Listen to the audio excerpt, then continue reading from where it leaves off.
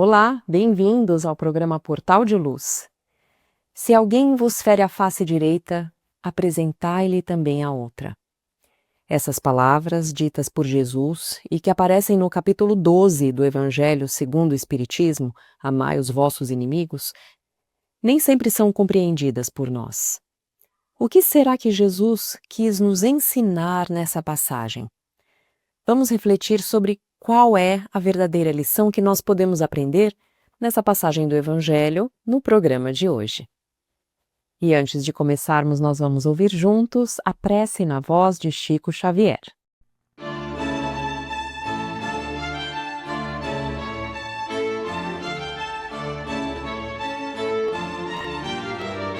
Em prece, estamos na comoção nacional que atinge todos os estados brasileiros.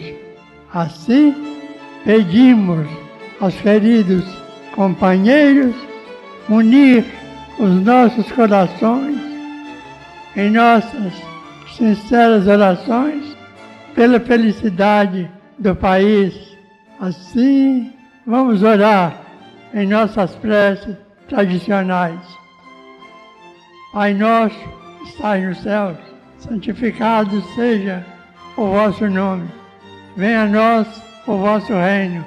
Seja feita a vossa vontade, assim na terra como no mar e nos céus. O nosso de cada dia, dai-nos hoje, Senhor. Perdoai as nossas dívidas e ofensas, como perdoamos aos nossos devedores. E não nos deixeis cair em tentação, e livrai-nos do mal e todos os males. Assim seja, com Jesus e por Jesus. Ave Maria, Mãe de Jesus, cheia de graça, de Nazaré, bendita sejas entre as mulheres, e bendito seja o fruto divino do vosso divino ventre, que nos trouxe Jesus. Assim seja, com Jesus e por Jesus. O Senhor abençoe as nossas orações pela tranquilidade das nossas eleições. Assim seja. Bezerra de Menezes. Que os nossos dirigentes nos mantenham o pão e a paz, o amor e a luz. E assim trabalharemos e serviremos a abençoada doutrina de Jesus. Maria Dolores.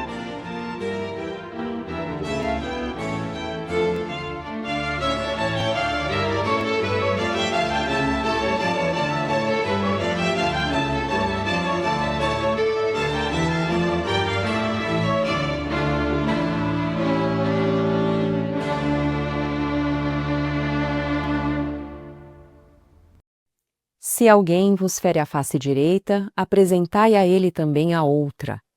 Será que Jesus quis nos dizer que devemos aceitar agressões e ofensas sem reagir? Será que ele, de alguma forma, demonstrou que o correto seria nós aceitarmos uma humilhação como se fosse a demonstração de fraqueza ou a ausência do amor próprio fossem a melhor conduta nesses momentos de embate? Certamente que não. O que ele nos mostrou nesta lição, como em tantas outras lições que permeiam o seu evangelho, foi que a postura de amor deve prevalecer acima de qualquer circunstância.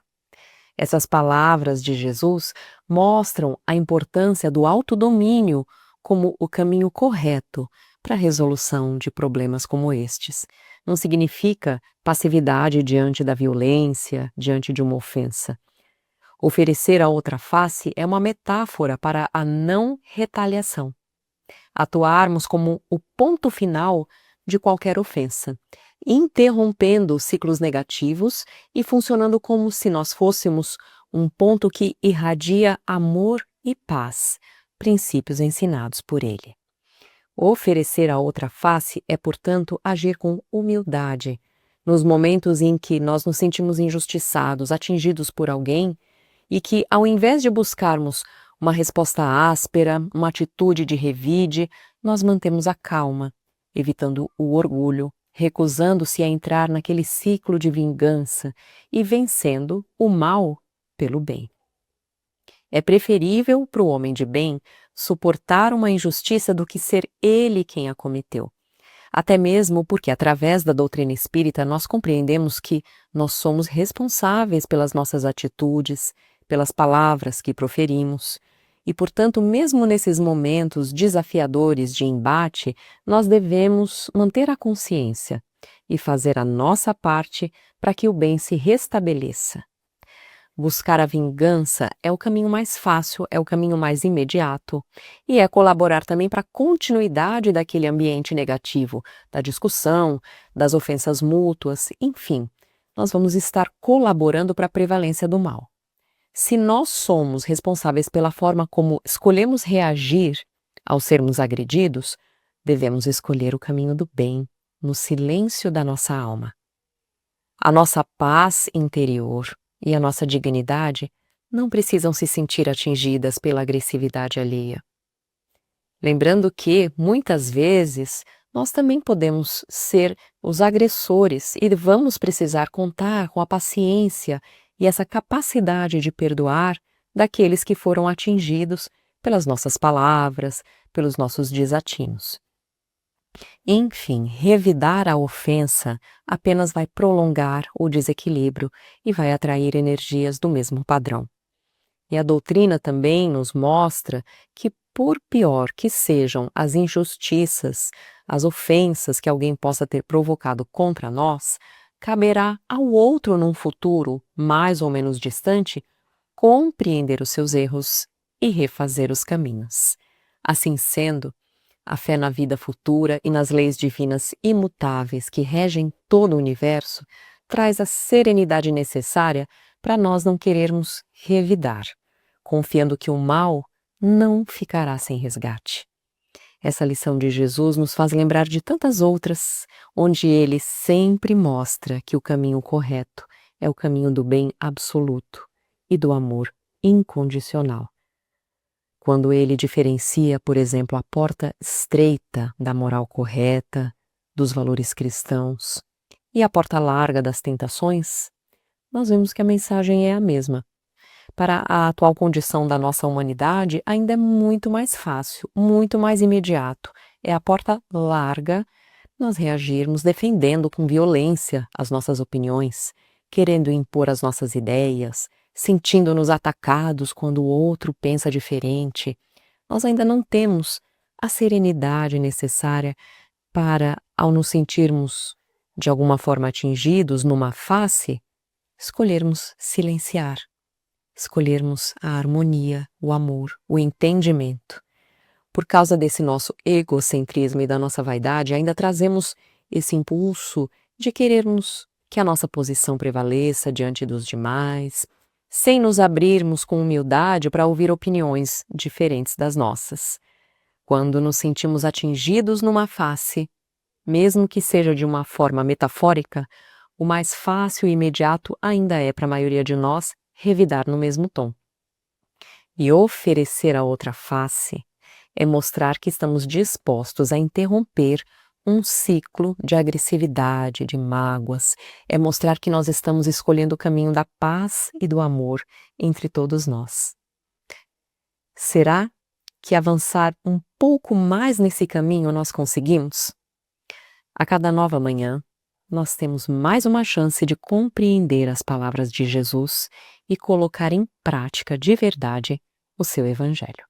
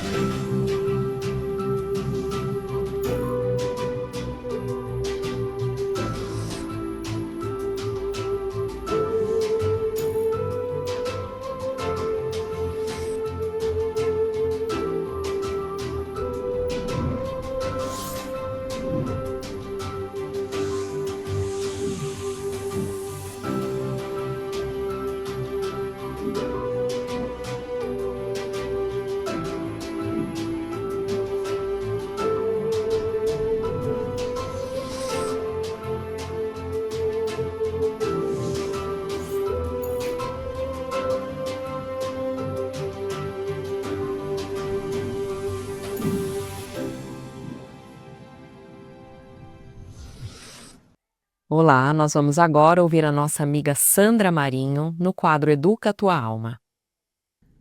Olá, queridos amigos, queridas amigas. Quem é que já não teve contato com alguém difícil de tratar? Alguém de difícil trato?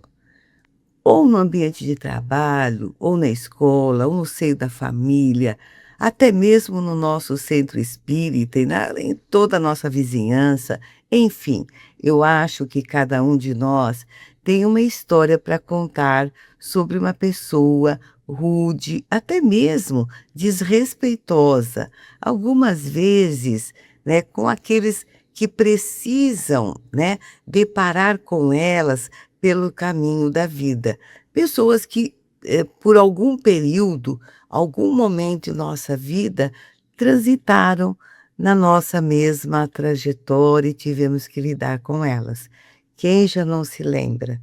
Ao longo da minha vida, eu posso dizer que me deparei com algumas pessoas. Complicado, não é mesmo? Alguém se lembra como se sentia, como agia na presença de alguém com estas características? Eu confesso que eu me sentia mal, porque eu não suporto presenciar injustiças, o que é muito comum, por exemplo, no ambiente de trabalho. No entanto, será que funciona a política do toma lá, dá cá, com tais irmãos ou irmãs em desequilíbrio? Hoje, mais amadurecida, eu tenho a convicção de que não vale a pena, senão estaremos reagindo no mesmo clima inapropriado que o opositor. E é assim que a gente aprende com Jesus. Para isso existem meios de driblarmos a indignação, né? Para isto, nos desentendermos uns com os outros. Para isto, existem meios de driblarmos a indignação, né? Evitando desentendermos com os outros. Mas existe um outro lado a ponderar nesta situação. Aprendemos na doutrina, do mesmo modo que nós gostaríamos de ser tratados, nós deveríamos tratar os outros. A empatia é muito importante nesta hora. Pensemos que alguém conhecido pela maneira como trata as pessoas, com rispidez, sem dar chance de ouvir o que o outro tem a dizer. Ou aquele que vive exaltado e pronto, a arranjar confusão na menor contrariedade. Não pode estar feliz, não é mesmo? E imaginemos o nível de agitação perturbadora que o persegue todo o tempo. Que paz, que harmonia interior deve sentir alguém assim tão perturbado? Tem um episódio da vida de Chico Xavier, contada por Ramiro Gama no livro Lindos Casos de Chico Xavier, que ilustra bem o que nós estamos a refletir. É o seguinte: a venda de seu José Felizardo, onde Chico era empregado, vivia repleta. Entre os que frequentavam estava um homem rude, de nome Honorato, que era perito em provocar a antipatia dos outros. Dizia palavrões, embriagava-se e por qualquer dar lá uma palha, ele exibia um punhal. Chico também não se simpatizava com ele. E quando estava à beira de uma discussão desagradável com o pobre, Beberrão lembrou-se da prece e se calou. Em plena oração, viu Dona Maria João de Deus, a mãe de Chico, né, em espírito, que o advertiu: meu filho, evite contendas. Hoje este homem pode ser antipático aos seus olhos. Amanhã, talvez poderá ser um benfeitor em nossas necessidades. Bom, passaram-se meses. Num domingo, José, irmão de Chico, e Chico foram de manhãzinha ao campo em busca de ervas medicinais, né? E eles andavam muito pela mata. Quando eles se dispunham ao regresso, uma larga nuvem de neblina desceu sobre a região. Por muito que se esforçassem, não encontraram a trilha da volta. Por mais de 2 horas erraram no mato agreste, de lá para cá. Muito aflitos, eles oraram juntos pedindo socorro. Os amigos espirituais pareciam ausentes e o nevoeiro aumentava cada vez mais. Não sei se você sabe, mas quando o nevoeiro é intenso assim, a gente dá até medo. Eu já passei por uma situação dessa. Eu imagino os nossos irmãos. Continuaram andando, fatigados, quando viram uma casinha ao longe, uma luzinha bem, né, tem. Aí eles correram naquela direção, bateram a porta e a porta se abriu. Uma voz alegre e acolhedora gritou lá de dentro: "Ô Chico, você aqui?" Era quem? Era exatamente o Honorato, que os abraçou com satisfação, oferecendo-lhes alimento e guiando-os ao caminho de retorno. Quando o benfeitor se despediu, deixando-os tranquilo, a progenitora, Dona Maria João de Deus, apareceu, né, e disse a ele: "Você compreendeu, Chico? Compreendeu?" E Chico, impressionado, respondeu: "Compreendi sim, mamãe. A senhora tem razão. Quanto aprendizado!" Gostaram? Pensemos nisso e até o próximo encontro. E agora nós vamos ouvir o nosso amigo Maida com o Momento Doutrinário. Olá, amigas e amigos. Sempre é uma alegria imensa estarmos juntos em mais um Momento Doutrinário. Hoje convidamos a todos para darmos continuidade em nossas reflexões sobre os ensinamentos a respeito do fluido cósmico universal que estão no link O Consolador, o qual em dezembro de 2008 publicou no Estudo Sistematizado da Doutrina Espírita as seguintes orientações de Tiago Bernardes sobre o fluido cósmico universal, explicando a natureza e a qualidade do fluido cósmico, tomando por base o Livro dos Espíritos, questões 21 a 27, e o livro A Gênese, capítulo 14, itens 2, 5, 16 e 17, dizendo: o fluido cósmico universal é o elemento primitivo indispensável à intermediação entre o espírito e a matéria propriamente dita. Para tornar possível esta intermediação, goza ela de propriedades comuns a ambos, pelo que não se pode dizer que ele seja matéria ou espírito, já que estes são os dois elementos gerais, distintos do universo. Da resposta dada pelos espíritos superiores à questão 27 do Livro dos Espíritos, extraímos os seguintes ensinamentos. Deus, espírito e matéria constituem o princípio de tudo que existe, a Trindade universal. Mas, ao elemento material, se tem que juntar o fluido universal, que desempenha o papel de intermediário entre o espírito e a matéria propriamente dita, por demais grosseira, para que o espírito possa exercer ação sobre ela. Esse fluido cósmico universal ou fluido primitivo ou elementar, sendo o agente do qual o espírito se utiliza, é o princípio sem o qual a matéria estaria em estado de divisão perpétua e nunca adquiriria as qualidades que a gravidade lhe dá. Por suas inúmeras combinações com a matéria sob a ação do espírito, é o fluido universal capaz de produzir a imensa variedade dos corpos da natureza.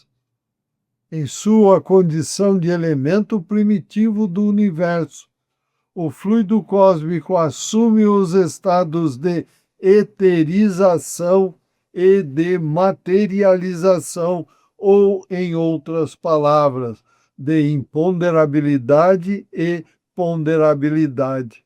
O primeiro pode ser considerado o primitivo estado normal, e o segundo resulta das transformações daquele, ao ponto de se apresentar como matéria tangível nos seus múltiplos aspectos. O segundo estado é consecutivo ao primeiro, e a tangibilidade da matéria assinala a passagem de um ao outro estado. Contudo, mesmo aí, não ocorre transição brusca, porquanto podem considerar-se os nossos fluidos imponderáveis como termo médio entre os dois estados. Esses dois estados são a causa de inumerável quantidade de fenômenos. Uns ocorrem no mundo invisível, constituem os fenômenos espirituais ou psíquicos e se ligam ao estado de eterização. Os outros sucedem no mundo visível, são os fenômenos materiais e relacionam-se ao estado de materialização. Para os espíritos, os fluidos têm aspecto material. O fluido cósmico sofre no estado de eterização, sem deixar de ser etéreo, inúmeras modificações que dão origem a fluidos diferentes. Não obstante, a mesma origem possui estes propriedades especiais. Para os espíritos, esses fluidos têm dentro da relatividade das coisas aspecto material. São, por assim dizer, as substâncias do mundo espiritual. Estão para os espíritos como a matéria está para os encarnados. Eles, espíritos, os trabalham e utilizam para obterem os mais diferentes resultados, tal como os homens manipulam a matéria propriamente dita. Os processos é que são diferentes. Os fluidos do mundo espiritual escapam aos sentidos do indivíduo encarnado, que estão limitados à percepção apenas da matéria tangível. Existem, no entanto, alguns intimamente ligados à vida corporal. Não podendo ser observados diretamente, pelo menos seus efeitos são percebidos.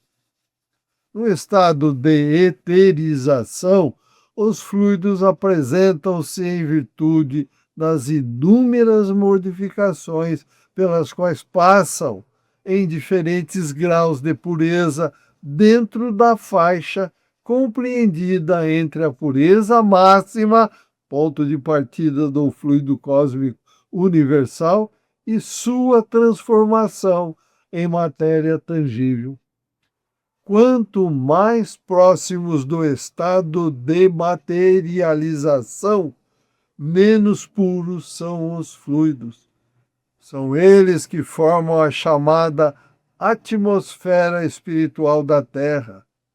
É desse meio onde, igualmente, são vários os graus de pureza que os espíritos encarnados e desencarnados vinculados ao planeta aurem os elementos necessários à economia de sua existência.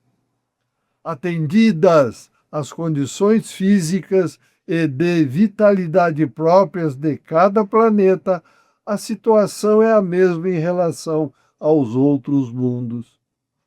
Os fluidos peculiares ao mundo espiritual são também denominados fluidos espirituais, denominação que decorre de sua afinidade com os espíritos.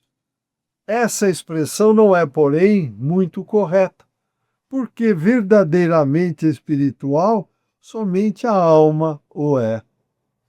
Tais fluidos constituem, na realidade, a matéria no mundo do mundo espiritual. Os espíritos agem sobre os fluidos espirituais utilizando o pensamento e a vontade. A repercussão dessa ação assume grande importância para os homens, porque esses fluidos são o meio de propagação do pensamento, que tem o poder de modificar-lhes as propriedades, ou seja, o pensamento impregna de boas ou más qualidades os fluidos com os quais entra em contato, alterando-os pela pureza ou impureza dos sentimentos. Podemos, desse modo, afirmar que os pensamentos, conforme sejam bons ou maus, purificam ou poluem os fluidos espirituais.